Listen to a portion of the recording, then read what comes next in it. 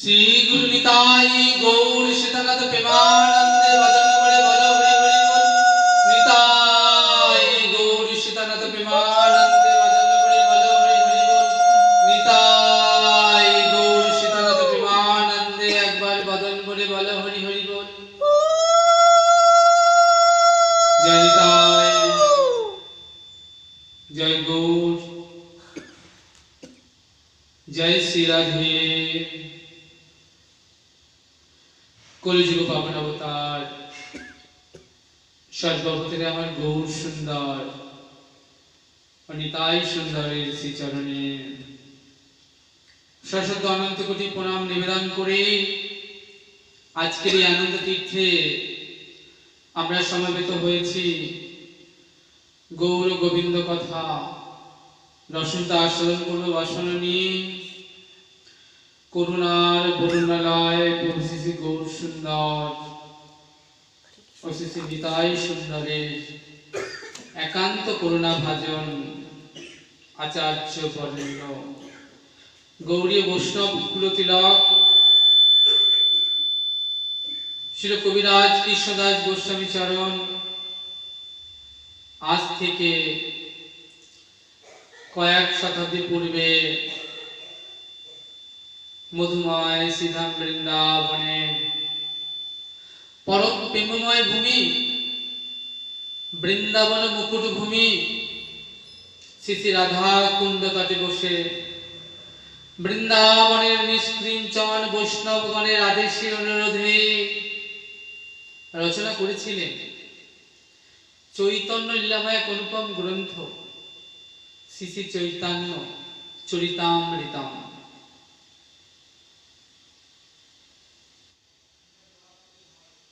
শোনো শোনো নিত্যানন্দ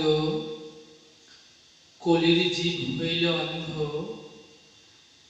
তারা তো পেল না কেউ পেল না কৃষ্ণ প্রেমধন। ওমা মহাপ্রভু কি বলছেন? শোনো শোনো নিত্যানন্দ কলির জীব হইল অন্ধ তারা তো পেল না কৃষ্ণ প্রেমধন। ওমা মহাপ্রভু আমাদেরকে অন্ধ বললেন। আমরা বললাম আমরা তো অন্ধ নই, আমাদের তো দুটি নয়ন আছে। তবে মহাজন মহাপ্রভু কি ভুল বললেন? মহাজন বললেন না, মহাপ্রভু ভুল বলেন নাই। আমরা কলির জীব, জ্ঞানান্ধ, ভজনান্ধ। তাই জন্য মহাপ্রভু বললেন শোনো শোনো নিত্যানন্দ কলির জীব হইল অন্ধ তারা তো পেল না কেউ কৃষ্ণ প্রেমধন।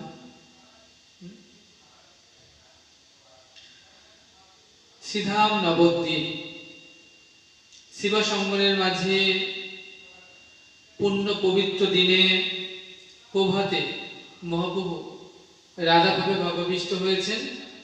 এই ভাবটা 8 প্রহর, 1 প্রহর অর্থাৎ 3 ঘন্টা, 8 প্রহর 24 ঘন্টা কৃষ্ণ প্রেমে মহাপ্রভুর অন্তর ভাবাবিষ্ট হয়েছেন।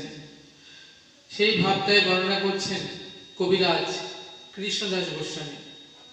আজি গৌরাঙ্গের মনেতে কি ভাব উঠিল, এখানে আজি কথাটা বর্ণনা করেছেন। সেদিন গৌরাঙ্গের মনেতে কি ভাব উঠিল এই কথাটা বলা উচিত ছিল, কিন্তু সেটা না বলে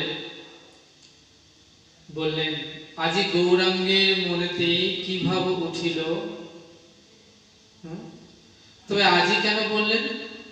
কারণ হলো লীলা নিত্য, লীলা সদা সর্বদা নিত্য। লীলা যদি নিত্য না হবে তাহলে আমার গৌর ভক্তরা ভজন করবে কিভাবে? যেহেতু লীলা নিত্য তাই গোস্বামীপাদ এখানে বললেন আজি শব্দটি প্রয়োগ করলেন। হ্যাঁ, তাই বললেন যে আজি গৌরাঙ্গের মনেতে কি ভাব উঠিল, এই শব্দটি তিনি এখানে বলেছেন। কেন না, লীলা সদা সর্বদা নিত্য, অদ্যাবধি সেই লীলা করে গোড়ারায়, কোনো কোনো ভাগ্যবানে লীলা দেখিবারে পায়। তাই গৌরাঙ্গের মনেতে আজ কিভাবে উঠিল, নদিয়ার মাঝে গোড়া বনমালী যেন কানু সাজিল, বলে দেহদান দেহদান। ওগো নদিয়াবাসী, ওগো নদিয়ার নাগরিক, আমি নতুন দানি নয়, আমি বড্ড পুরনো দানি, কৃষ্ণ লীলাতেও আমি দানি ছিলাম। তাই বললেন দেহদান দেহদান, তোমরা আমায় দান দাও, আমি নেব বলে এসেছি। শোনো হে নদিয়া নাগরিক, আমি নতুন দানি নই, আমি বড্ড পুরনো দানি, কৃষ্ণ লীলাতেও আমি দানি সেজেছিলাম। দানি শব্দের অর্থ যে খুব দান ধ্যান করেন তা কিন্তু নয়। দানি শব্দের অর্থ যিনি দান করেন তাকে দানি বলে না, যিনি হাত পেতে নেন তাকে বলে দানি, আর যিনি দেন তাকে বলে দাতা। ভগবান বলছেন আমি অন্যান্য যুগে দাতা ছিলাম, এবার নেব, দানি সেজেছি। আমি এই নোটিশটা করে তো পাঠিয়ে দিয়েছি। কি গো, তোমরা নোটিশটা সকলে পেয়েছো তো? আমার মহাপ্রভুর নোটিশ, তিনি কিন্তু নোটিশটা করে পাঠিয়েছেন। কৃষ্ণ লীলায় যিনি দাতা ছিলেন, তা ভগবান বলছে আমি অন্যান্য যুগে দাতা ছিলাম, এবার কিন্তু আমি নেব, এই নোটিশটা কিন্তু আমি পাঠিয়েছি। কি গো, তোমরা আমার এই নোটিশটা পেয়েছো তো? গৌরসুন্দর বলছেন এবার কিন্তু আমি নেব। সর্বধর্মান পরিত্যাজ্য মামেকাং শরণাং ব্রজ, অহং তাং সর্ব পাপেভ্যো মোক্ষয়ামি মা শুচ। এবার নদিয়ার গোড়া তিনি বলছেন এবার আমি নেব। শিবাস অদ্বৈত মুরারি মুকুন্দ নরহরি বাসুঘোষ, তোরা কে কোথায় আছিস? প্রভু যখন ডাকলেন সকলের নাম ধরে, প্রভুর ডাক শুনে সকলে ছুটে এসেছে অদ্বৈত মন্দিরে। এসে দেখছেন মন্দিরের ভিতর ওই যে রত্ন সিংহাসন যে বসে আছে, ওই সিংহাসনের উপর আমার গৌর সুন্দর উঠে বসেছেন মহাভাবেতে বিভোর হয়ে। আজ আমার গৌর সুন্দর রাধা ভাবে ভাবাবিষ্ট হয়েছেন। আমি কৃষ্ণ, আমি নৃসিংহ, আমি রাম, আমি বরাহ, আমি মৎস্য, আমি কূর্ম, এবার তোর আমার অভিষেক কর। মন্দিরের ওই যে গৌর হাত দুটি তুলে দাঁড়িয়ে আছেন, উনি দানি, উনি নিতে এসেছেন। আমরা কৃপণ, তাই আমরা দিই না। যেহেতু আমরা দিই না, তাই তিনি নেন, জোর করেই নেন। নদিয়ার মাঝি গোরা বনমালী অভিষেক হয়ে গিয়েছে। এবার গোরা বলে আমাকে তোমরা সেবা দাও। সেবান্তে প্রভু বলে দেহদান দেহদান। কি বলছে? মহাভাবেতে আজ আমার গৌর সুন্দর ভাবাবিষ্ট হয়ে তিনি দুটি হাত তুলে যেন দুটি হাত বাড়িয়ে চাইছেন যে দেহদান দেহদান, আর এই দানের বিনিময় তোমরা আমাকে কিনে নাও। শোনে নদিয়া নাগরিক, দান দেবে তো সময় থাকতে থাকতে দান দিতে হবে, সময় চলে গেলে আমি দান নেব না। তাই আজ বলছেন সময় থাকতে থাকতে তোমরা দেহদান দেহদান, তাই সময় থাকতে থাকতে দান দিতে হবে। মহাজন বললেন যে সময় কিন্তু আমরা দান দিই না, সময় চলে গেলে আমরা দান দিতে চাই। যখন ভজনের সময় পার হয়ে যায়, যখন এই দেহখানা বার্ধক্যে দশায় উপনীত হয়, চলতে গেলে হাঁটু কন কন করে, বুক ধড়ফড় করে, দেহে কপ পিত্তের প্রাবল্য হয়, তখন এই ভগ্ন রুগ্ন দেহখানা, যে দেহখানা নিয়ে আর চলতে পারি না, চোখেও ভালো দেখি না, কানেও ভালো শুনতে পাই না, ভালো করে হাঁটতে চলতেও পারি না, বুক ধড়ফড় করে, তখন সেই রোগগ্রস্ত দেহখানা, যে দেহখানায় জরা ব্যাধিতে গ্রাস করেছে, ইন্দ্রিয়গণ অলস্য হয়েছে, ভজন বিমুখ হয়েছে, সেই জরা জীর্ণ দেহখানা নিয়ে আমরা তখন কি করি? আমরা বলি, যা করো হে গৌর হরি, তুমি বিনে আর কে আছে আমার। আমাদের ঘুরে খাওয়া কাম কামনা জর্জরিত, রোগ শোকে জরাগ্রস্ত এই দেহখানা তখন আমার ঠাকুরজি নেবেন কেন? এমন অযোগ্য, ভজন অযোগ্য দেহ নিয়ে তিনি কি করবেন? ভজন তো করতে হয় যুবা বয়সে, সকাল সকাল যখন ভজন করবার সময় ছিল, যখন তাকে এই ভজনযোগ্য দেহ সমর্পণ করবার সময় ছিল, তাকে দান দেবার সময় ছিল, সেদিন আমরা কিন্তু দান দিইনি। এখন আমরা দান দিতে চাইছি এই ভজন অযোগ্য, রোগগ্রস্ত, জরাগ্রস্ত বা ব্যাধিযুক্ত শরীরখানা নিয়ে। তাই বললেন মহাজন, যেদিন আসিবে সমন, এই কৃষ্ণ নামটি এই বদনে আর যাবে না বলা। যখন এই দেহ আর চলে না, যখন তুমি শাশুড়ি হয়ে গিয়েছো,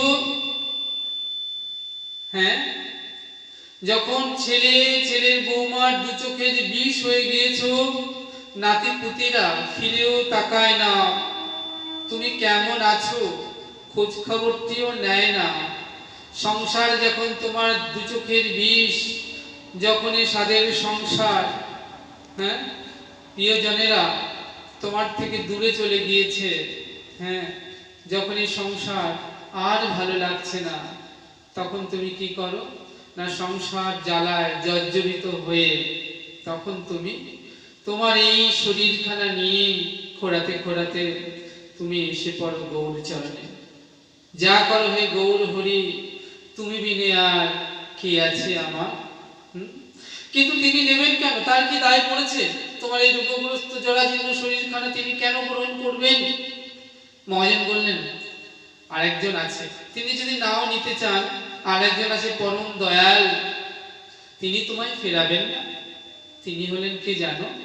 তিনি হলেন শ্রী গুরুদেব, যিনি দয়ার মূর্তি, করুণার মূর্তি, কৃপার সাগর। তুমি যদি একবার ওই চরণে এসে পড়তে পারো, তাহলে তিনি কিন্তু তোমাকে ফেরাবেন না। গুরুদেব কিন্তু ফেরান না। গুরুদেব তখন কি করেন না, তার চরণে স্থান দিয়ে, দীক্ষা শিক্ষা দিয়ে, তোমাকে কানে কৃষ্ণ মন্ত্র দিয়ে প্রসাদী করে রেখে দেন।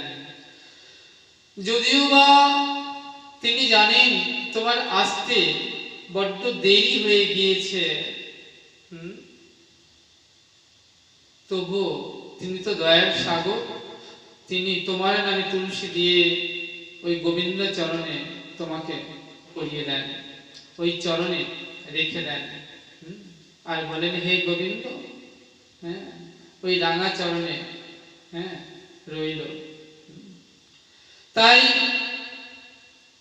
আমরা যদিও জানি এই জন্মে বড় বেশি দেরি হয়ে গিয়েছে আসতে, তবু মনে ভরসা, গুরুদেব যে হাতটি ধরেছেন সেটাতে মিথ্যার নয়। আসতে যদিও বা দেরি হলো, গুরুদেব কিন্তু সেই কি করেন, নামের লিস্টি করে গোবিন্দ চরণে রেখে দেন। যারা আগে এলো তারা কিন্তু আগে পাবে, নাইবা হলে এই জন্মে পরের জন্মে অবশ্যই তারা প্রথমে যাবে। তাই বলছেন শ্রী গুরুদেব, বড় দয়ার মূর্তি, বড় কৃপার মূর্তি। তাই গৌরহরি বললেন নদিয়া নাগরিকদের, ওহে নদিয়ার নাগরিক, ওহে নদিয়াবাসী, সময় বেশি নেই আর, আমায় দেহদান দেহদান।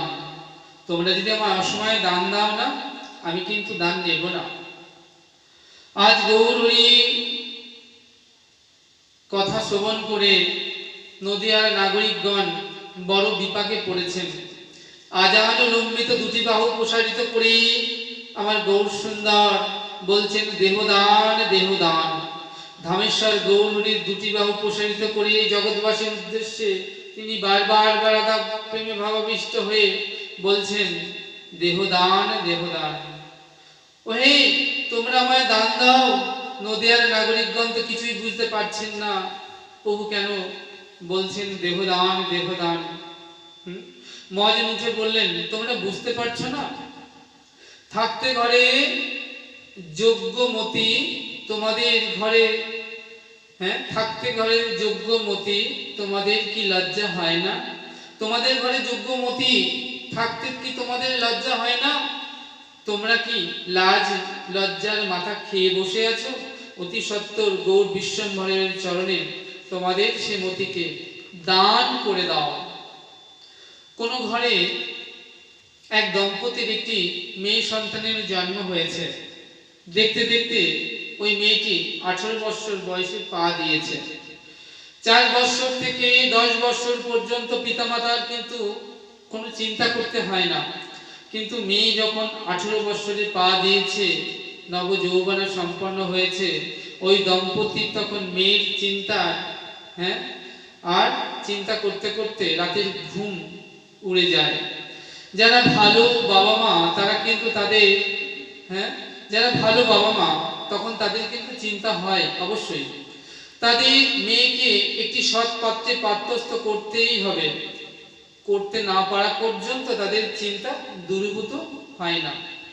তাহলে ওই মেয়ে যদি সৎ পাত্রে পাত্রস্থ করতে পারে, তারা তখন নিশ্চিন্ত থাকতে পারে। আর তা না হলে কি হয়, ওই মেয়ে যদি একবার কুপথে চলে যায়, তখন ওই মেয়েটি আর ভালো বর এ কিন্তু তাকে পাত্রস্থ করা যাবে না। তাই পিতামাতা তাদের আদরের মেয়েটির জন্য যোগ্য পাত্র খুঁজতে থাকেন। যে সমস্ত পিতামাতার কোনো চিন্তা নেই মেয়ে বড় হলে যে মেয়ে কোথায় যায়, কার সঙ্গে মেশে, কেন এত রাত করে বাড়ি ফেরে, যে সকল পিতামাতা মেয়ের খোঁজ খবর করে না, সে সমস্ত পিতামাতার কথা আলাদা। কি গো মা, তোমরাও তো এক সময় ওই 18, 21, 23 এই বৎসরগুলো তোমাদেরও জীবনে এক সময় এসেছিল। তাই তোমরাও তো জানো ওই বৎসরগুলো কেমন হয়, ওই বয়সটাও কেমন হয়। ওই বয়সে সংযমের বড় প্রয়োজন। যারা চতুর পিতামাতা তারা তাদের সন্তানের অর্থাৎ মেয়ের সমস্ত খোঁজ খবরটি কিন্তু রাখেন, তারা কোথায় যায়, কি করেন। তাই মহাজন বললেন থাকতে তোমাদের ঘরে যোগ্যমতি তোমাদের কি লজ্জা হয় না? তোমাদের ঘরে যে একটা মতি রয়েছে গো, সে যদি একবার কুপথে চলে যায়, তবে তাকে সুপথে ফিরিয়ে আনা যে বড় কঠিন হবে, দুঃসহ হয়ে উঠবে। ওমা, তোমাদের ঘরে যে মতিটা যোগ্য হয়েছে না, তাকে ভালো ঘরে ভালো বরে তোমরা কি বিয়ে দিতে চাও? বিয়ে দেবে? বলছেন এই দেহরূপ বাড়িটির মালিক কে জানো? মন, মতি, মনই হলো এই দেহের বাড়িটার কর্তা। তা মন বলছে মেয়েটা যে বড় হয়েছে, আপনি একটা সম্বন্ধ দেখছেন না কেন? আপনার শুভাকাঙ্ক্ষীরা আপনাকে বলছে কিরে শুধু বাজার করিস, খাস, অফিস যাস আর ঘুমাস, আর নিশ্চিন্তে রয়েছিস, মেয়েটা যে বড় হয়েছে তার খেয়ালে রাখিস, তাকে যে ভালো বরে ভালো ঘরে পাত্রস্থ করতে হবে, এ কথা কি মনে আছে? এ কথা বলছে মন মতে। সে সর্বক্ষণ মনকে নিয়ন্ত্রণ করে। জ্ঞানের কথা যদি মন শোনে তবে সে বিপদে পড়ে না। যদি না শোনে তবে বিপদ। জ্ঞান বলছে ততত্তা তনয় রইতে ঘরে, রচে কি তোর মুখে অন্ন কেমন করে। বলছেন কি বলছেন না, তদত্তা তনয়া রইতে ঘরে, রচে তোর মুখে অন্ন কেমন করে। তোর ঘরে যে মতিরূপ কন্যা বড় হয়েছে সেদিকে কি খেয়াল আছে। তদত্তা যে কারুর দত্তা এখনো হয় নাই, সে মেয়ে বড় হয়েছে, আর তুই নিশ্চিন্তে ঘরে বসে ভাত খাস কেমন করে। মেয়েকে বিয়ে দিতে হবে, সে কথা কি তোর খেয়াল আছে। দাওরে মন মতির বিয়ে, বলে একবার দাওরে মন মতির বিয়ে। মতি যে তোমার যোগ্যা হয়েছে, এই যোগ্যা মতিকে তাড়াতাড়ি বিয়ে দিয়ে দাও।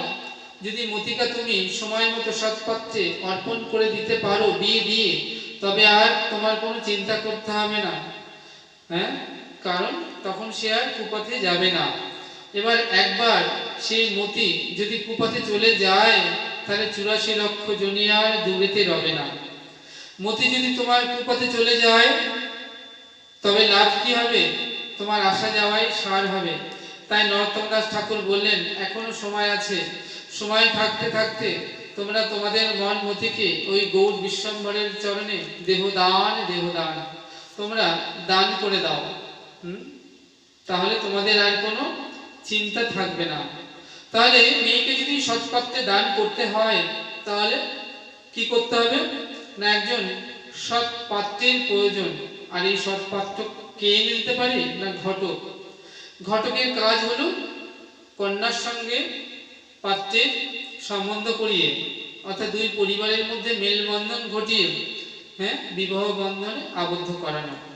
তাই ঘটক বর কনের মধ্যস্থ থেকে তিনি কি করেন, কন্যার সঙ্গে ওই পাত্রের বিবাহ করিয়ে দেন।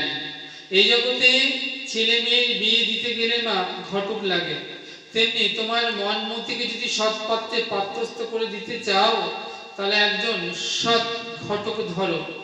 বলি সে কে না, তিনি হলেন পরম দয়াল শ্রী গুরুদেব, সেই সৎ ঘটক যিনি মন মতিকে সঁপে দেবেন ওই গৌর চরণে।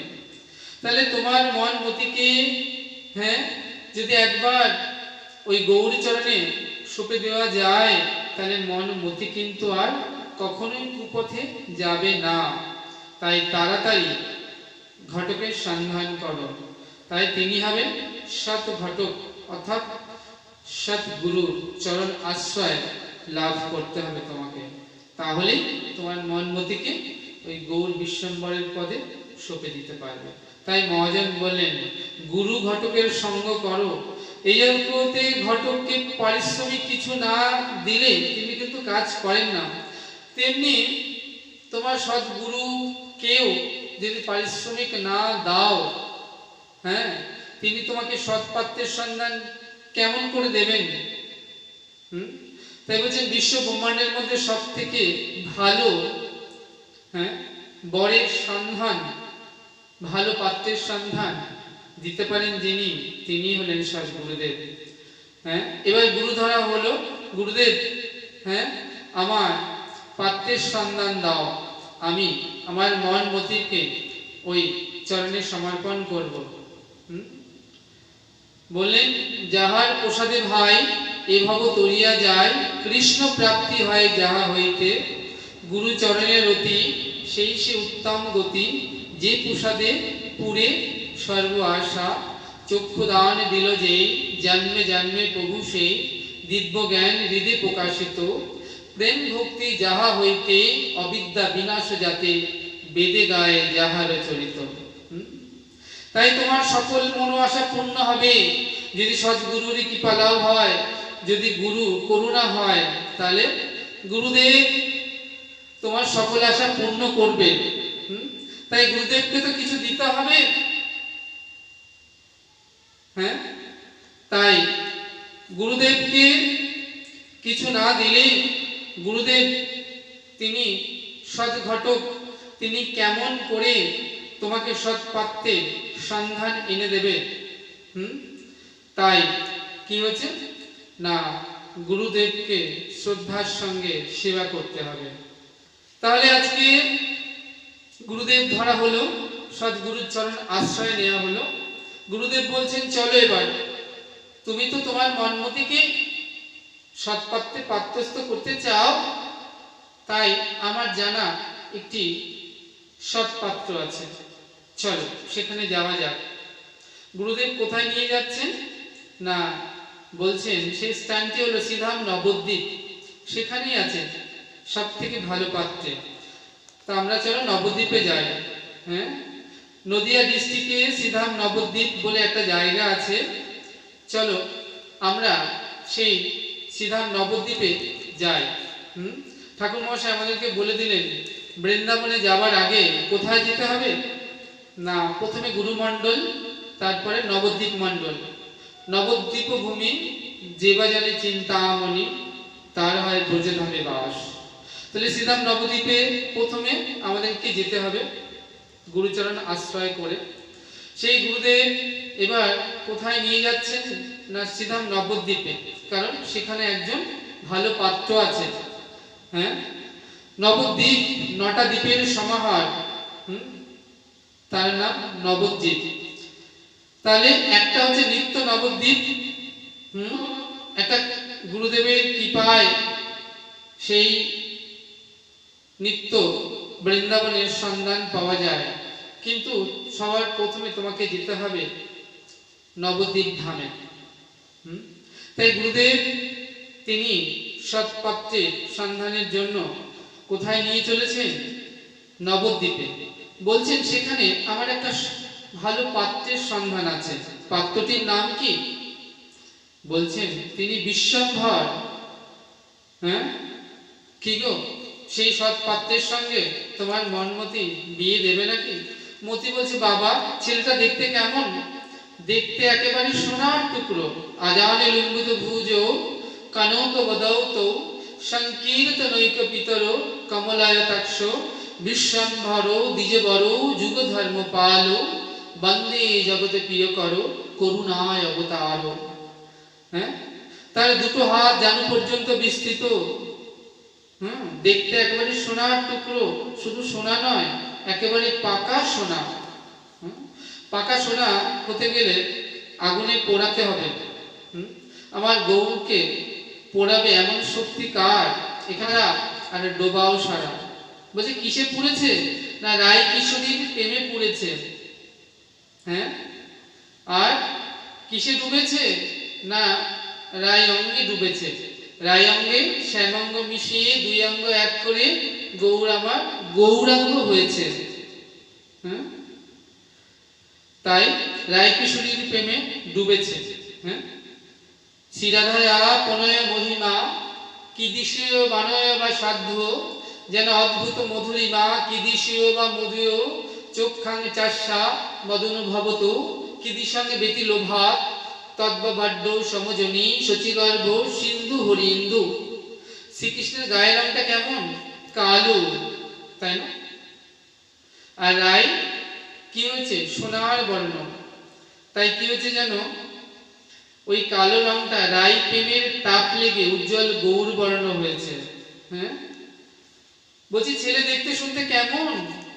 বলছে দেখতে শুনতে সোনার বর্ণ। কাজ কি করে? হ্যাঁ, আমরা বলি না যে পাত্র কি করে, তার রোজগার কি, ইনকাম কত? বলছে পাত্র কি করে জানো? বলি নগরে নগরে হরিবোল বলে বেড়ায়, হরিনাম সংকীর্তন করে। ভাই নিতাইকে সঙ্গে নিয়ে খোল করতাল নিয়ে আজ খোল করতালে নাচে গোরা, মুখে জয় জয় দিয়া। খোল করতালে নিয়ে রাধা প্রেমে ভাবাবিষ্ট হয়ে কি করেন না হরিবোল বলেন। আজ 2টি বাহু তুলে খোল করতালে নাচে গোরা, মুখে জয় জয় দিয়া। হ্যাঁ, আর বলে হরিবোল হরিবোল। ছেলে কি করে সেটা তো জানা হলো। যুগ ধর্ম যাজন করে। হ্যাঁ, আর কি হয়েছে না করুণায় অবতীর্ণ হয়ে এসেছে। এসে বিশ্বম্ভর নামটি ধরেছে। আচ্ছা, বিশ্বম্ভর শব্দের 2টি অর্থ, বিশ্বম্বর আবার বিশ্বম্ভর। বলছে বিশ্বের সকলের বর যিনি, তিনি বিশ্বম্বর। আর প্রেম দিয়ে বিশ্বকে যিনি ভরান তিনি কিন্তু বিশ্বম্ভর। নাম করেছেন সচিমায়ের পিতা নীলাম্বর চক্রবর্তী, তারপরে নিম বৃক্ষের নিচে জন্ম, তাই তার নাম নিমাই। গায়ের রংটা গোড়া গোড়া, তাই তার এক নাম গৌর বলে কেউ ডাকে। উচ্চ বংশে জন্ম, ভালো ঘর ভালো বর, উচ্চ কুলে, হ্যাঁ, তার উপর পণ্ডিত, অগাধ পাণ্ডিত্য, শাস্ত্রজ্ঞান, নবদ্বীপে টোল খুলে আবার ছাত্র পড়ান। অমন ভালো ছেলে কি বিনা পণে বিয়ে করবে কখনো? ভালো ছেলের তো একটা ডিমান্ড আছে না? যত ভালো ছেলে, তাহলে যত ভালো ছেলে হোক, আপনারা মেয়েকে সাজিয়ে গুছিয়ে দেবেন, এমনভাবে সাজিয়ে গুছিয়ে দেবেন যেন যাতে আপনার সম্মান থাকে। হ্যাঁ, ছেলের ব্যাপারে একটু কি করেন, ঘুরিয়ে বলেন। হ্যাঁ, সরাসরি চান না, ঘুরিয়ে চান। এত বড় ছেলে, এত ভালো ছেলে, নাম তার বিশ্বম্ভর, সে বিনা পণ নিয়ে কি বিয়ে করবে? ঘটক বলছে ছেলে যৌতুক নেবে, তবে ইহ জগতের কোনো টাকা পয়সা ধন যৌতুক সে কিন্তু খাট পলঙ্ক ঐশ্বর্য ধন এসব সে কিন্তু নেবে না। তবে কি নেবে? তার চাওয়াটা খুব চড়া, প্রেম ভক্তির যৌতুক দিয়া দাওরে মন মতির সাথে বিয়া। হ্যাঁ, তাহলে একটু প্রেম ভক্তির সাথে দুফোঁটা নয়ন জলে সঁপে দিতে হবে এই মনমতিকে ওই রাঙা পায়ে। কেউ যদি যৌতুক দিতে না পারো, তবে পাত্রের কাছে আত্মসমর্পণ করতে হয়, তাকে দুটি হাত তুলে সমর্পিত হতে হয়। হ্যাঁ, আত্মসমর্পণ করতে হয়। হ্যাঁ, বিয়েতে যেমন সমর্পণ করতে হয় মেয়েকে, হ্যাঁ, তেমনি করে সমর্পণ করতে হবে। নয়ন জলে কেঁদে কেঁদে, হা গৌর তোমার হলাম বলে, নয়ন জলে কেঁদে কেঁদে, হ্যাঁ, ওই রাঙাচরণে কিন্তু সমর্পণ হতে হবে, কেঁদে কেঁদে। হ্যাঁ, আমার কিবা আছে আমি কিবা দিব। হ্যাঁ, নয়ন জলে, হ্যাঁ, মনমতিকে ওই চরণে সঁপে দিতে হবে। বলছেন অন্যের অনেক আছে, হা গৌর আমার আছে শুধু তুমি। হ্যাঁ, আমার কিবা আছে আমি তোমায় কিবা দেব। গৌরে নাম অমিয় ধাম, পীড়িতি গৌর গাথা। আবার জীবনে গৌর, মরণে গৌর, গৌর গলার হারা। আবার শয়নে গৌর, স্বপ্নে গৌর, গৌর নয়নের তারা। গৌর বিহনে নাবাচি পরাণে, তাই তো গৌর করেছি সার। গৌর বলে যা হোক পরাণ, কিছু নাহি চাহিয়ার। গৌর ধর্ম গৌর কর্ম গৌর বেদের সার। ওই গৌর পদে প্রাণ সপেছি গো, গৌর করিবে পার। তাই যারা হা গৌর প্রাণ গৌর বলে দিবানিশি কাঁদে, যারা গৌর গৌর বলে কাঁদে, আমি যেন তাদের সঙ্গে থাকতে পারি। তাই আজকে এখানে বলছেন যে অন্যের অনেক আছে, আমার আছে তুমি। গৌর যাদের হৃদয়ের সম্পদ, সর্বস্ব ধন, আমি যেন তাদের সঙ্গে জুড়ে থাকতে পারি। মহাজন বললেন যে তোমার মনমতিকে দাও ওই রাঙাচরণে, হা গৌর তোমার হলাম বলে সমর্পণ করে। হ্যাঁ, বলছে তোমার তো কুমতি, মেয়ে যদি কালো হয়, কাজ না জানে, তবে তার উপর অর্থ না থাকে যৌতুক দেবার মতো, তবে পাত্রের কাছে তাকে আত্মসমর্পণ করতেই হয়। তাই তোমার তো কুমতি, সুমতি নয়। তাই তুমি কি করবে জানো? তোমার এই কুমতিকে গৌর চরণে সমর্পিত হয়ে যাবে, হা গৌর তোমার হলাম বলে। তাই তোমার মনমতিকে ওই রাঙাচরণে সঁপে দিতে হবে। আর কেউ না জানি প্রভু তুমি তো জানো, হা গৌর তুমি আমার আমি তোমার। তুমি ছাড়া আর আমার কেবা আছে? অন্যের অনেক আছে, আমার আছো তুমি। মহাজন বললেন কেঁদে কেঁদে, তোমার তো কুমতি, তোমার ওই কুমতিকে সঁপে দাও ওই গৌর রাঙাচরণে। মেয়ে যদি কালো হয়, কাজ না জানে, কর্মটা না হয়, তবে তো মেয়ের পিতাকে ছেলে পক্ষের কাছে কেঁদে কেঁদে সেদে সেদে মেয়েকে হ্যাঁ সমর্পণ করতে হয়। তাই আমাদের তো কুমতি, তাই আমাদেরকে কেঁদে কেঁদে ওই গৌর চরণে সমর্পিত হতে হবে। হ্যাঁ, তা না হলে ওই কুমতি, এই অযোগ্য মতি আমার গৌর কেন গ্রহণ করবেন? হ্যাঁ, তাই বললেন আমার তো কুমতি, আমি তো অযোগ্যা, কিন্তু তুমি তো যোগ্যা। হে গৌর হরি, তুমি আমাকে নিজ গুণে ওই চরণে গ্রহণ করো। অমনি মতি উঠে বললেন, হে পতিত পাবন গৌর হরি, তোমার নামের একটা পতিত পাবন আছে লেখা। তুমি পতিত পাবন, তুমি পতিতকে পাবন করবার জন্য এসেছো। হ্যাঁ, আমি তো অযোগ্যা, কিন্তু তুমি তো পতিত পাবন, তুমি তো যোগ্য। তাই হে পতিত পাবন গৌর হরি, হ্যাঁ এইবার তুমি যে অবতারে এসেছো না পতিতকে পাবন করবার জন্য, হ্যাঁ তাই এই অযোগ্যকে তুমি নিজ গুণে গ্রহণ করো। আষাঢ় মাস রথযাত্রায় পুরীধামে মহা ধুমধাম। তো এক অন্ধ পতিত চলেছে নীলাচলের উদ্দেশ্যে রথযাত্রায়, জগন্নাথ বলদেব সুভদ্রার সেই হ্যাঁ রথ রথ দর্শন করবেন বলে পুরীধামে। তো ওই পথ দিয়ে চলেছেন বহু দর্শনার্থী, তারা চলেছে নীলাচলের উদ্দেশ্যে। তো এই অন্ধ পতিত বললেন, কি গো তোমরা কোথায় যাচ্ছ? বলছে আমরা চলেছি নীলাচলে রথযাত্রা উপলক্ষে জগন্নাথ দর্শনে। তখন সেই পতিত বলে, ওগো তোমরা তোমাদের সাথে আমায় একটু নেবে, আমায় একটু নাও না। কিন্তু অন্ধের সঙ্গী হতে কেউ চায় না। তখন সেই পতিত বহু কষ্টে বহু পথ পেরিয়ে একদিন পুরীধামে পৌঁছে গেল। তো রথে জগন্নাথ বলদেব সুভদ্রাকে ওঠানো হয়েছে, এখন ভক্তরা রথের ধরে ধরে টানছেন। তো রথ চলতে শুরু করেছে আর সকল ভক্তরা জয়ধ্বনি দিচ্ছেন, জগন্নাথ স্বামী নয়ন পথগামী ভব তুমি। জয় জগন্নাথ বলে ভক্তরা জয়ধ্বনি করছেন। ওই দেখো জগন্নাথের রথ আসছে, তাদের সবার পেছনে দাঁড়িয়ে অন্তঃপতি নয়ন জলে বুক ভাসছেন।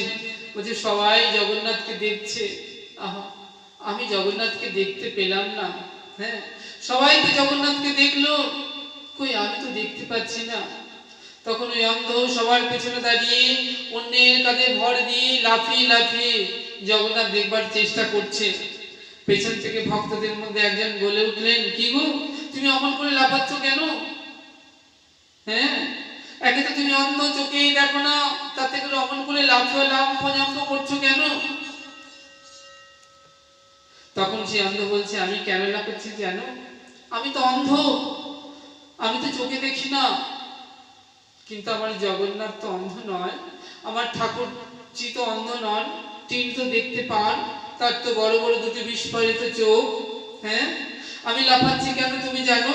আমি অন্ধ, আমি নাইবা দেখলাম তাকে, কিন্তু আমার ঠাকুরজি তো বড় বড় বিস্ফারিত দুটো চোখ, তিনি যদি একবার আমাকে দেখেন, তবে আর কিছু না হোক তিনি তো এটা জানবেন যে আমি এসেছিলাম, আমি তার ধামে এসেছিলাম তাকে দর্শন করবার জন্য। আমি তো এসেছিলাম। তাই মতি বলছে, আমি তো পতিত, কিন্তু তুমি তো পতিত পাবন।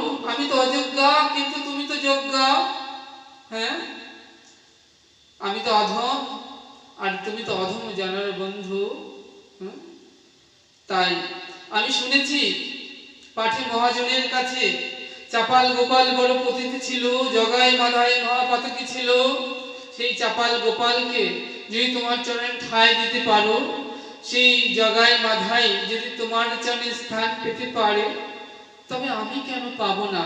মহাজন বললেন, ওই গৌর হরির চরণে তোমার মনমতিকে যদি তুমি একবার সঁপে দিতে পারো গৌরাঙ্গাই নম বলে, তাহলে দেখবে তোমার আর চিন্তা করতে হবে না। তাই মতি, তোমার মতি আর কখনোই বিধবা হবে না।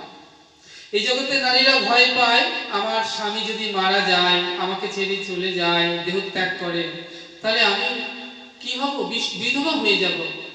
হ্যাঁ, কিন্তু তারা যদি মন থেকে বিশ্বম্ভরকে প্রতিরূপে গ্রহণ করে থাকে, যদি ওই মনকে ওই গৌরচরণে সমর্পণ করে দিতে পারে, তবে মহাজন বললেন তুমি কখনোই বিধবা হবে না। হ্যাঁ, কেন জানো না?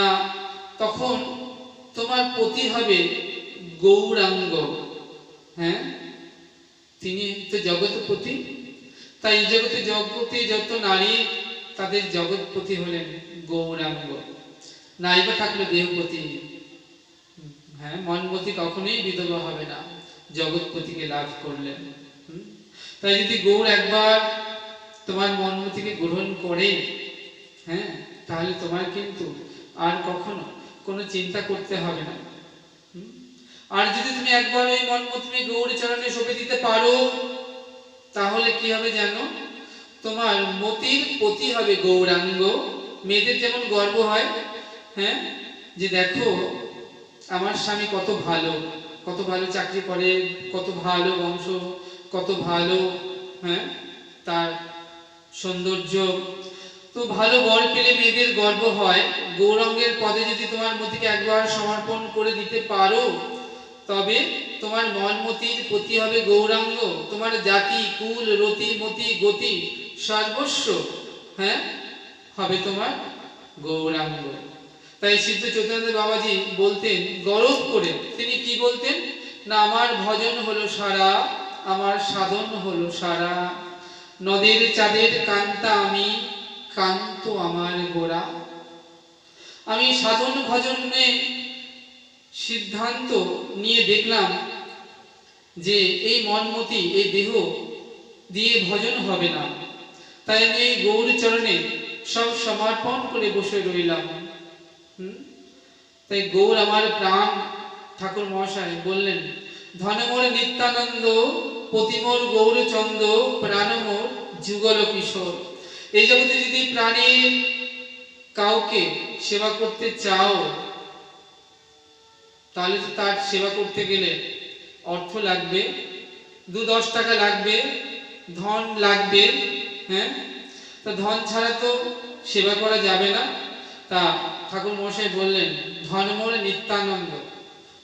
সেই ধনটাইকে জানো নিত্যানন্দ। আর আমাদের ঘরে টাকা পয়সাকে আমরা ধন বলি, কিন্তু ঠাকুর মহাশয় তিনি নিত্যানন্দকে ধন বললেন, বললেন ধনমোর নিত্যানন্দ, পতিমোর গৌরচন্দ্র, আর প্রাণমোর যুগল কিশোর। হ্যাঁ, আমরা অন্যের ধার ধারি না।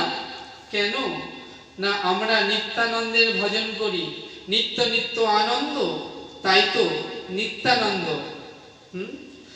যে দেশে নিতাই নাই সে দেশে না যাব, নিতাই বিমুখ জনার মুখ না হেরিব। সংসার এই অসার সংসারের মুখে তুলে দিয়ে ছাই, নগরে নগরে মাগি গাইব নিতাই।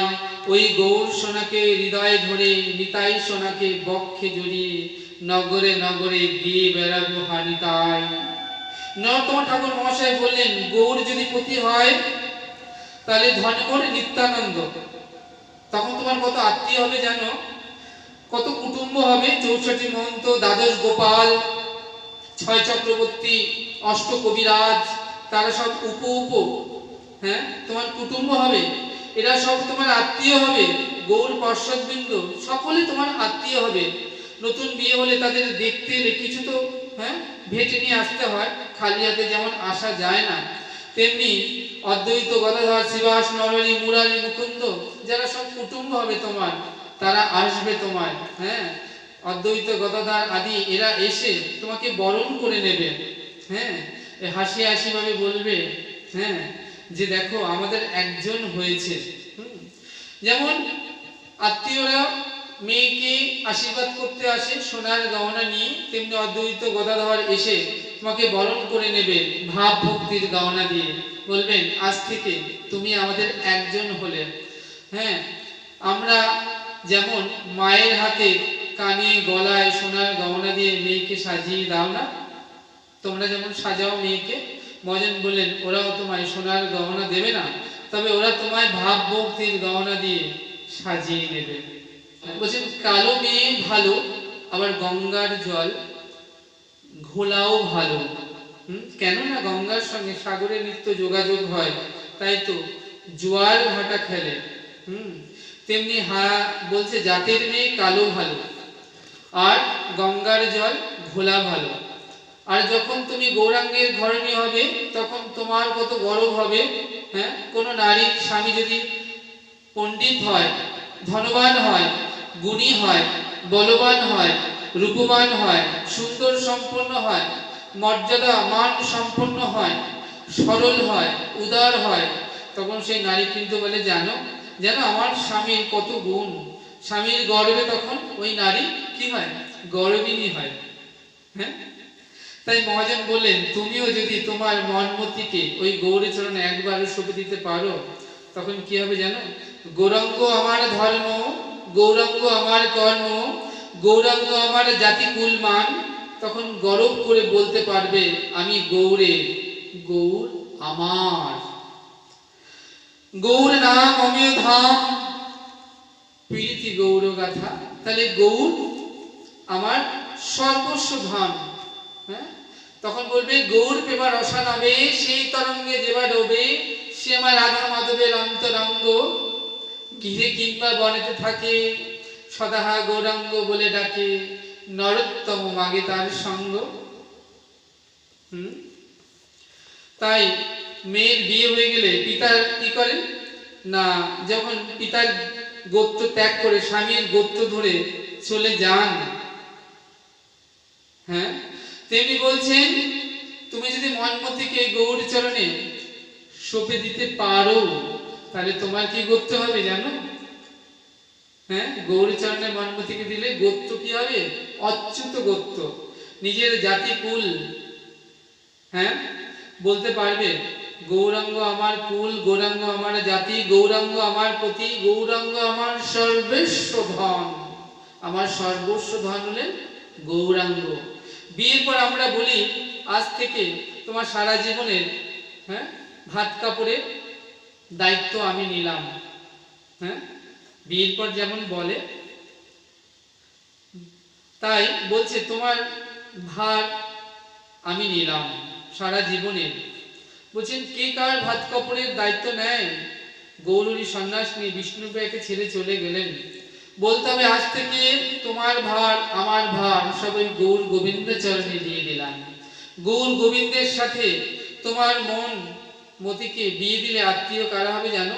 শ্রী অদ্বৈত গদাধর শিবাস নরহরি মুরারি মুকুন্দ নিত্যানন্দ বক্রেশ্বর পণ্ডিত গোবিন্দ দাস, এই সকল গৌর যত পার্শ্বদবৃন্দ আছে, তাদের উপ পার্শ্বদবৃন্দ আছে, ছয় চক্রবর্তী অষ্ট কবিরাজ, তারা সব তোমার কিন্তু আত্মীয় হবে, সব তোমার কুটুম হবে। তারা তখন তোমার প্রেম ভক্তির গহনা দিয়ে হ্যাঁ তোমাকে বরণ করে নেবে, সব নিতাই নিতাই বলে, গৌর গৌর বলে তোমায় বরণ করে নেবে। তখন তারা বলবে যে তুমি আজ থেকে আমাদের একজন হলে। তারা সব ভক্তির গহনা পরিয়ে, ভাব ভক্তির গহনা দিয়ে তোমায় তারা সকলে কিন্তু বরণ করে নেবে। তখন মা তোমার কি অবস্থা হবে জানো? তখন তুমি হেমদণ্ড দুটি বাহু তুলে হা নিতাই হা গৌর বলে কাঁদবে, আখি জলে ভাসবে। গৌর তোমার হলাম বলে ওই ধুলায় গড়াগড়ি যাবে। গৌর গৌর গৌর গৌর বলে নৃত্য করবে, নাচবে, কাঁদবে, হাসবে, ধুলায় ঘা গৌর বলে গড়াগড়ি যাবে। তখন গৌর হবে তোমার সর্বস্ব ধন। হ্যাঁ, তাই ঠাকুর মহাশয় বললেন আমাদের কুল ভালো, অদ্বৈত আচার্য বলো, গদাধর মোর কুল। আমরা সবাই গদাধরের কুল। গদাধর মানে রাধা রানীর কুল। রাধা রানীর কুল। আমাদের গর্ব আছে আমরা যে সে কুলের নই গো। হ্যাঁ, আমরা রাধা রানী কুলের। এই জগতের মেয়ের বিয়ে হলে ঠাকুমা বলে দেন ধীরে ধীরে কথা কবি, সব জানলেও গড়গড় করে বলবি না, শাশুড়ির কাছে সব জেনে নিবি, আর শাশুড়ির আঁচল ধরে থাকবি, শ্রদ্ধা ভক্তি করবি, কটু কথা বলিস না। কখনো তোর জন্য যেন আমাদের কথা শুনতে না হয়, আমাদের যেন মান মর্যাদা দিকে খেয়াল রাখবি। সব কিছু বলে কয়ে মেয়েকে শ্বশুর বাড়িতে পাঠিয়ে দেন। কিন্তু বলছেন পতি যেমন করে, পতিকে কেমন করে ভালোবাসতে হয় এটা কিন্তু একটা নারীকে বলে দিতে হয় না, হ্যাঁ, সে কিন্তু জানে কেমন করে পতিকে ভালোবাসতে হয়।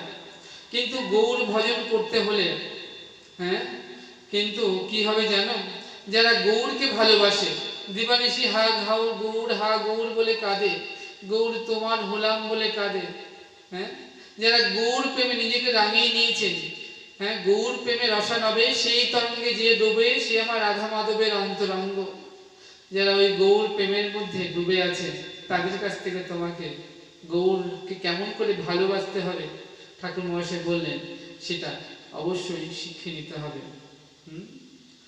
তোমরা যেমন কি করো না, শুদ্ধভাবে বিবাহের পূর্বে স্নান করে আসো কোনো পুকুর বা সরোবর থেকে, ঠাকুর মহাশয় বললেন তেমনি করে গৌর চরণে সমর্পিত হবার পূর্বে তোমাদেরকে শুদ্ধভাবে স্নান করে শুদ্ধ হতে হবে।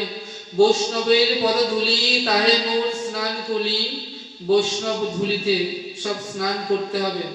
ওমা, স্নান আহ্নিক করে তোমরা যেমন সেবায় যাও না, তেমনি করে বলছেন কোথায় স্নান করবে না, আমাদের গায়ের যখন স্নান করলে আমরা শুদ্ধ হই, পবিত্র হই, নির্মল হই, হ্যাঁ, তেমনি ওই যত সাধুগুরু বৈষ্ণবের চরণ ধুলিতে, হ্যাঁ, ভক্ত ধুলিতে তোমাদেরকে স্নান করে তাহলে তোমাদেরকে শুদ্ধ হতে হবে। তাহলে কি হবে না, যখন হৃদয় প্রেম ভক্তি জাগ্রত হবে তখন কি হবে, অভিমান দূরে চলে যাবে। তখন তোমাদের হৃদয়ে প্রেম ভক্তি উদয় হবে। তাই মহাজন বললেন বৈষ্ণবের, হ্যাঁ, উচ্ছিষ্ট তাহে মোর মনোমিষ্ট, গোবিন্দ সেবার পর ভক্ত বৈষ্ণবের পাতে উচ্ছিষ্ট যদি তোমরা পাও, তাহলে কি করতে হবে না, সেটাকে সেবা নিলে তোমাদের হৃদয়ে কৃষ্ণ প্রেমে উদয় হবে। নতুন পতিকে নিয়ে তোমরা যেমন কোথাও বেড়াতে যাও না, 2-10 দিনের জন্য, মধুরা বন চহু তারা তাহে মোর মনো ঘেরা, বৈষ্ণব নামে তো উল্লাস কহে যেন নরোত্তম দাস। তাহলে কোথায় বেড়াতে যাবে না, বলছেন বৃন্দাবনে চহু তারা তাহে মোর মনো ঘেরা, বৈষ্ণব নামে তো উল্লাস কহে যেন নরোত্তম দাস। মধুমায় সিধাম বৃন্দাবন।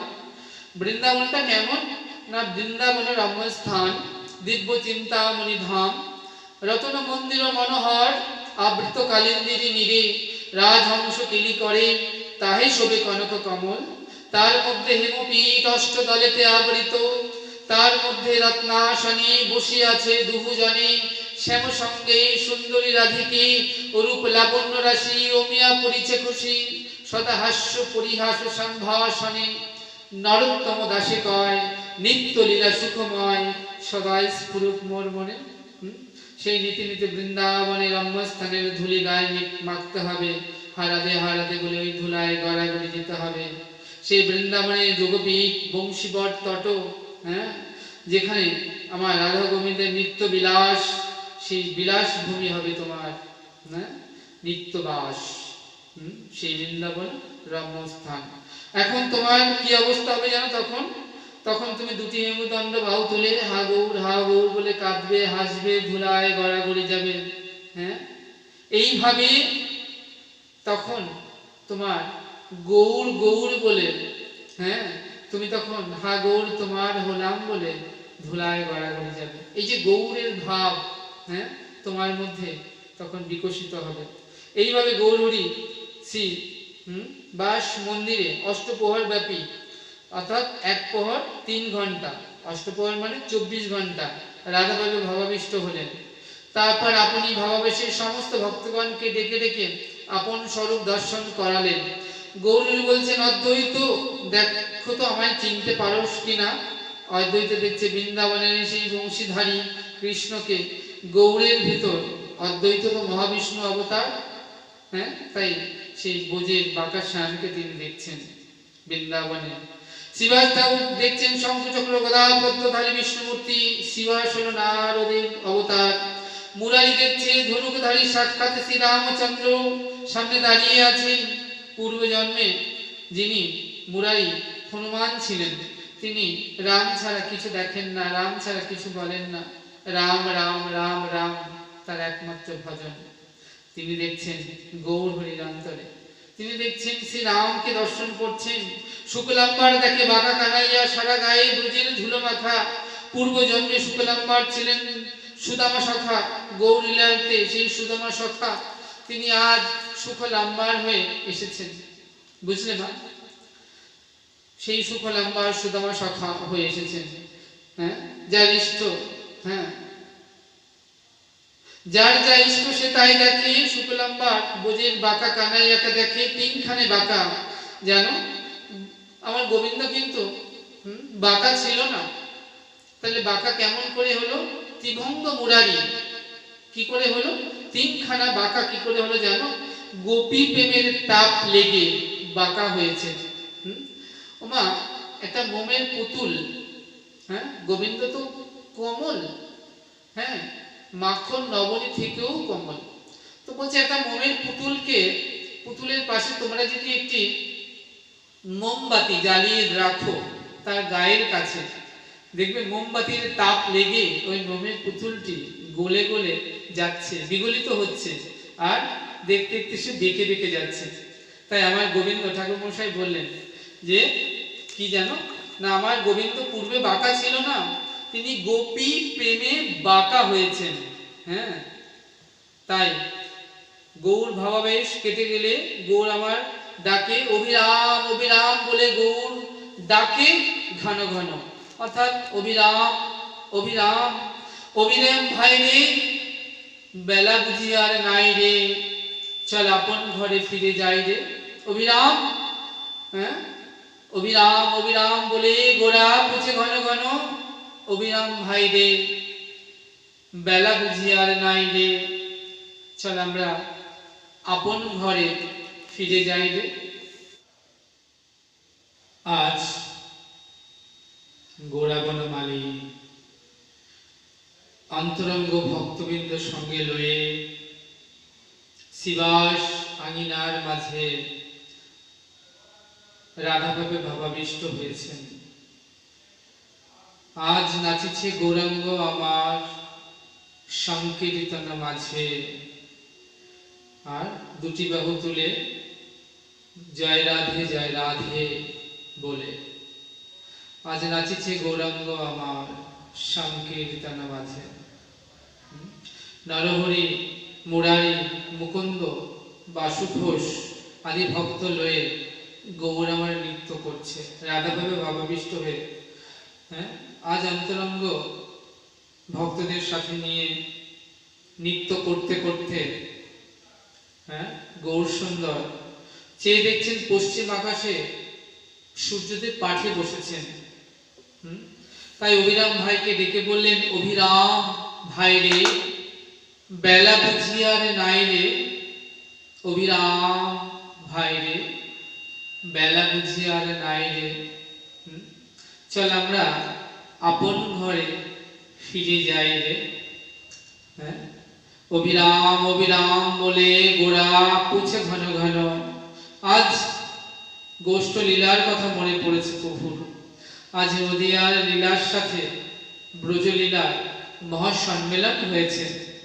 গোষ্ঠ লীলাতে শ্রীদামকে ডেকে কানাই বলে, ওরে শ্রীদাম ভাই রে, বেলা বুঝি আর নাই রে, হ্যাঁ, আমার মা বুঝি আমার কথা মনে করছে ভাই রে, না হলে আমি বিষম খাবো কেন? ওরে আমার প্রাণপ্রিয় অভিরাম ভাই রে, চেয়ে দেখ বেলা বুঝি আর নাই রে, চল আমরা আপন ঘরে ফিরে যাই রে।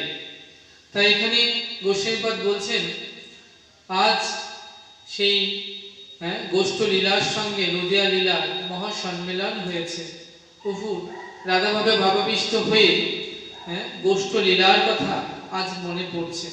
তাই গৌরহরি আজ নরহরি, মুরারি, মুকুন্দ, শিবাস, হ্যাঁ, বাসুঘোষ, নিত্যানন্দ আদি ভক্তগণকে ডেকে বললেন, ভাই রে, বেলা বুঝি আর নাই রে, চল আমরা আজ দুঃখিনী মায়ের কাছে সকলে ফিরে যাই রে। আজ গৌরহরি সচিমার কাছে এসে জননীকে প্রণাম করে মায়ের চরণে ধুলি মাথায় মাখে।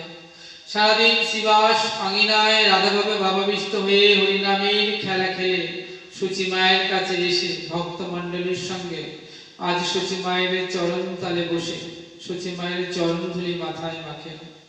অমনি ভাগবত মূর্তিমন্ত হয়ে বলছে, ওই দেখো, হ্যাঁ, কত ভাগ্যবতী সচিমা, যার চরণে ধুলি মেখে শিব নাচে আপনি, ব্রহ্মাদি দেবগণ যার চরণরাজ পাবার জন্য কত আশায় বসে থাকে।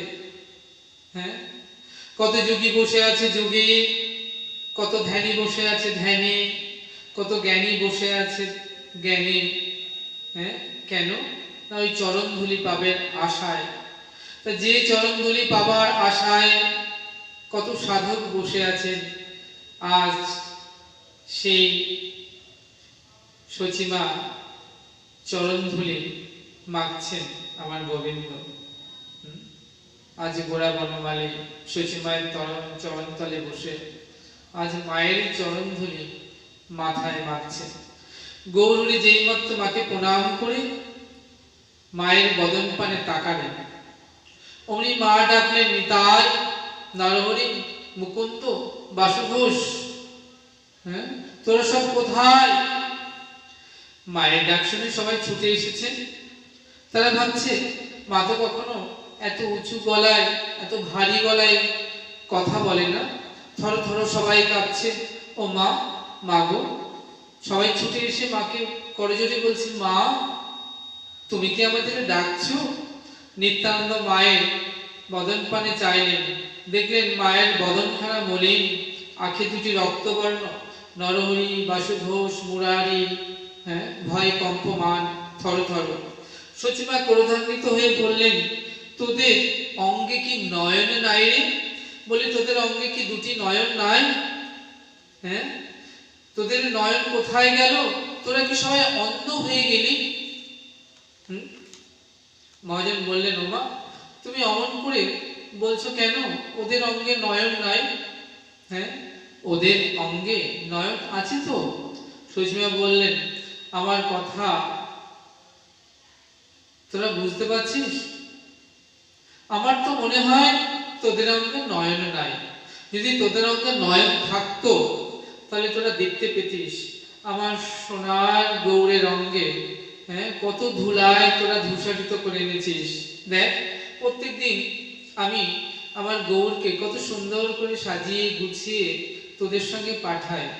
হ্যাঁ, আর আমার সোনার গৌরের অঙ্গে তোরা এমন করে ধুলা মাখিয়ে ধূসরিত করে আনতে পারতিস না। সকালবেলায় যখন আমার সোনার গৌরকে নিয়ে গেলি তখন কি আমার সোনার গৌরের অঙ্গে কোনো ধুলা ছিল? আর সন্ধ্যাবেলায় যখন গৌরকে আমার হাতে সমর্পণ করে দিতে এসেছিস তখন গৌরের সারা অঙ্গে অত ধুলা কেন? আর অত ধুলাই বা লাগলো কোথা থেকে? বল বল, আমার গৌরাঙ্গে অত ধুলা তোরা কোথা থেকে মাখালি?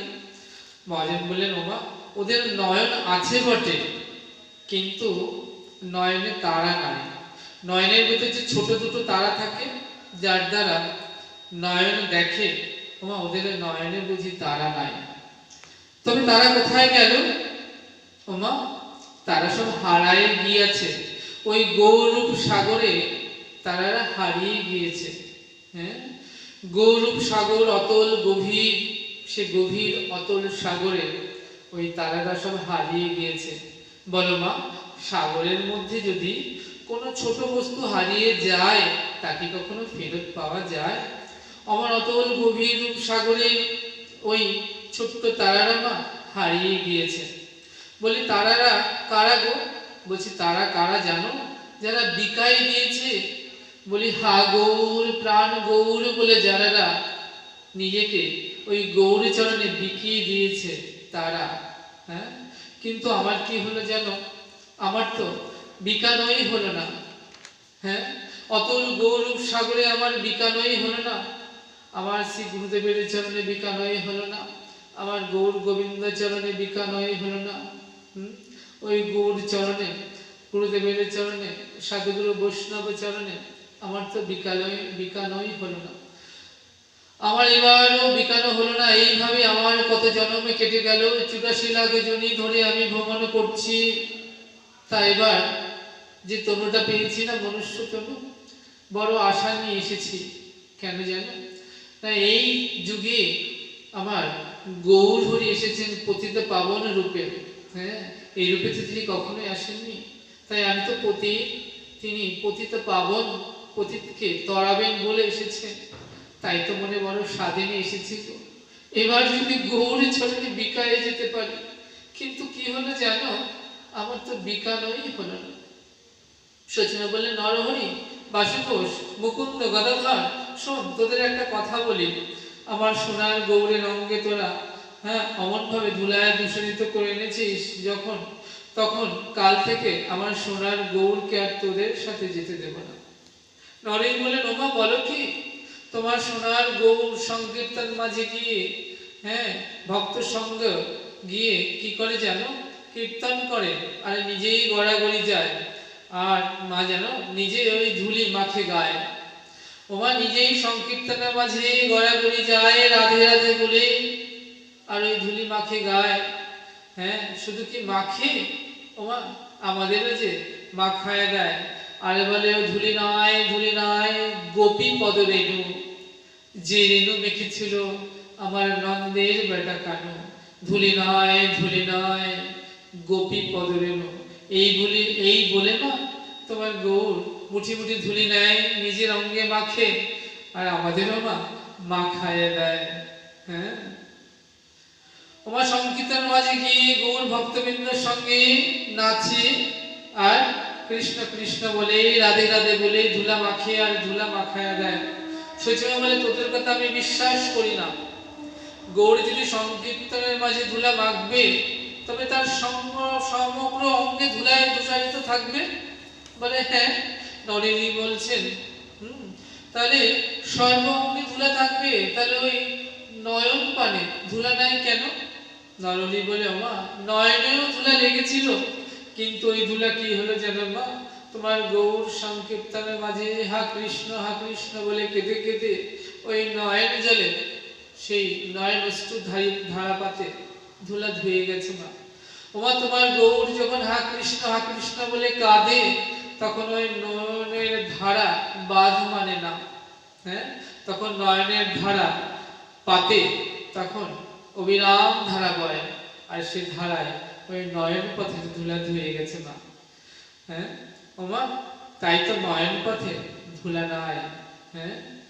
বলি, ওমা তোমার গৌর হা কৃষ্ণ বলে কাঁদে, আর ওই ধুলায় গড়াগড়ি যায়। সুষমা বলছে যে যাই হোক, আমি কিন্তু নরহরি কাল থেকে আমার গৌরকে তোদের সাথে যেতে দেব না। নরহরি বলছে, ওমা তুমি কি বলছো মা? জল ছাড়া যেমন নিম বাঁচে না, সংকীর্তন ছাড়া তোমার গৌর বাজবে কেমন করে? তোমার গৌর যে সংকীর্তন ছাড়া বাঁচবে না। তুমি যদি তোমার গৌরকে হরিনাম গাইতে না দাও, সংকীর্তনে যেতে না দাও, তাহলে তোমার গৌর কেমন করে বাজবে? মা বলেন, কাল থেকে গৌর আমার পাশে বসে তুলসী তলায় বসে সংকীর্তন করবে, আর দুঃখী জননীকে হরিনাম শ্রবণ করবে, করে শোনাবে। নরহরি বলেন, মা হরি কথা তো শ্রোতা লাগবে। সচিমা বললেন, গৌর আমার, আমাকে উদ্দেশ্য করে জগৎবাসীকে হরিনাম শোনাবেন।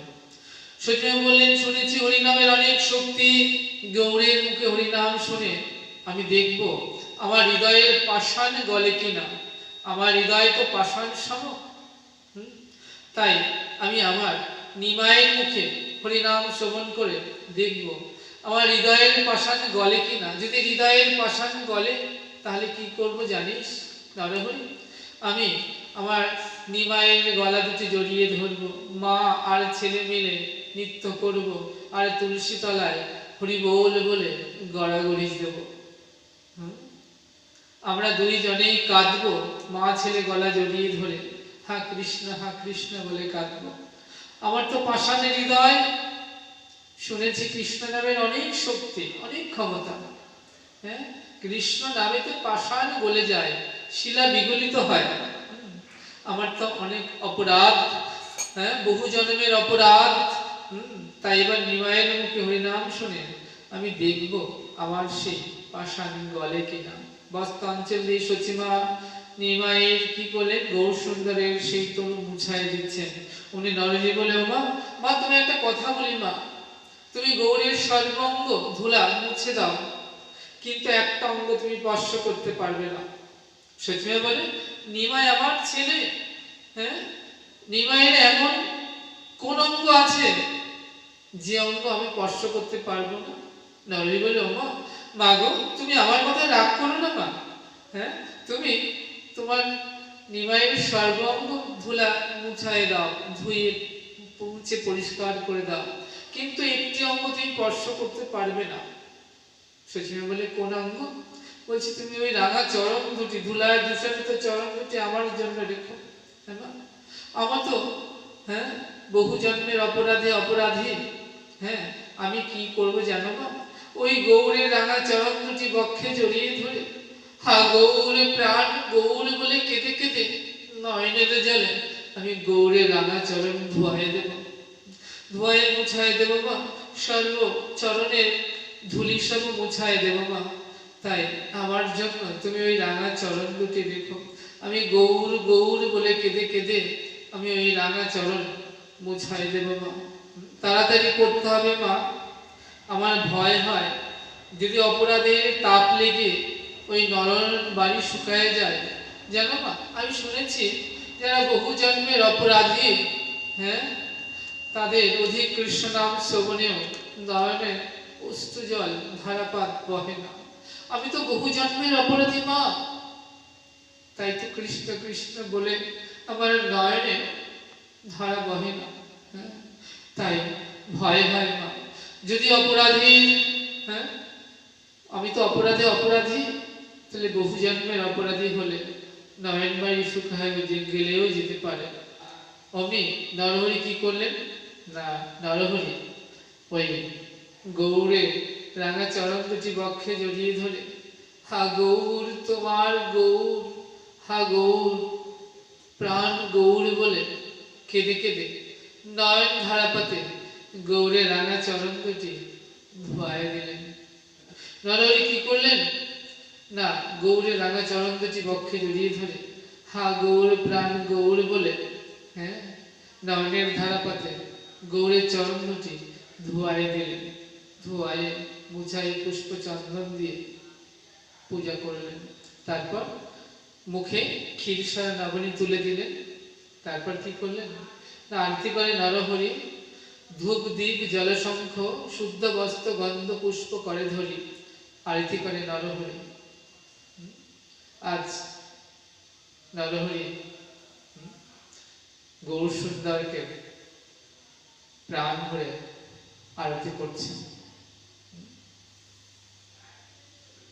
আজ সময় হয়ে গেছে মা, আজ এখানে আমরা ভাগবত কথা বিশ্রাম রাখছি। আবার যদি শ্যামসুন্দরের সঙ্গ হয় আগামীতে পরবর্তী অংশ আমরা আস্বাদন করব। জয় নিতাই, জয় গুরু, জয় শ্রী রাধে।